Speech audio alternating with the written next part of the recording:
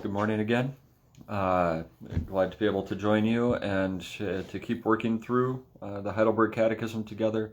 It's a teaching tool. We're in a section on the Apostles' Creed and specifically the chunk of that deals with Jesus. So today we're going to be talking about his resurrection and ascension. How does Christ's resurrection benefit us? First, by his resurrection, he's overcome death so that he might make us share in righteousness he won for us by his death. Second, by his power, we too are already now resurrected to a new life. And third, Christ's resurrection is a guarantee of our glorious resurrection. So the three things that they talk about in that, the three things that are important for us to remember with the resurrection. Number one, because he's overcome death and he's beaten sin, that we too can share in that victory over death, over sin, and to make us righteous by the victory that he's had. Second, that we can begin a new and eternal abundant life now. And third, that after our death, that we too will be resurrected and joined together with Christ.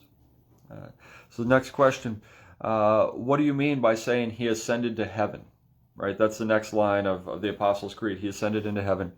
That Christ, while his disciples watched, was lifted up from earth to heaven and will be there for our good. Will be there for our good until he comes again to judge the living and the dead.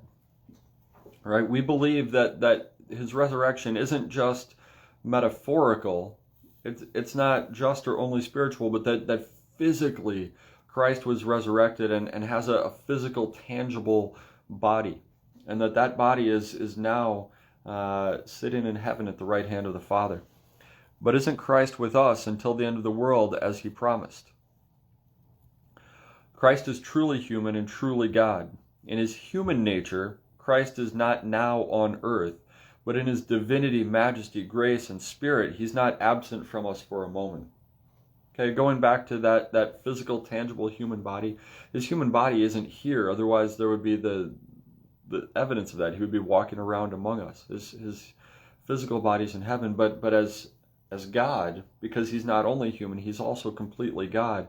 As God, he shares in those properties of God where he is present everywhere.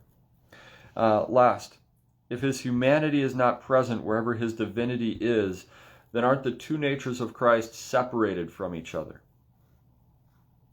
So what that question's asking is, if his humanity is only in one place, but his divinity, his godlike nature is present everywhere, are the two separated? Because there are places where his divinity is, but his humanity is not.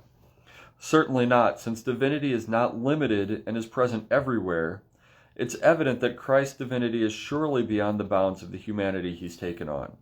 But at the same time, his divinity is in and remains personally united to his humanity. So the divinity is present within his humanity. They're united, they're joined together there. But wherever else Christ is present other than where his physical body is, his divinity continues to be there because God cannot be limited to one place. So even as he's physically here and also spiritually here, he's spiritually everywhere else as well. Good stuff today talking about the resurrection and the ascension of Christ. And important for us to hang on to and remember as we are approaching the season of Lent, when we get ready for the stories of Holy Week and Easter. So we'll continue on with this some more tomorrow. I hope to see you then. Take care. God loves you. We love you.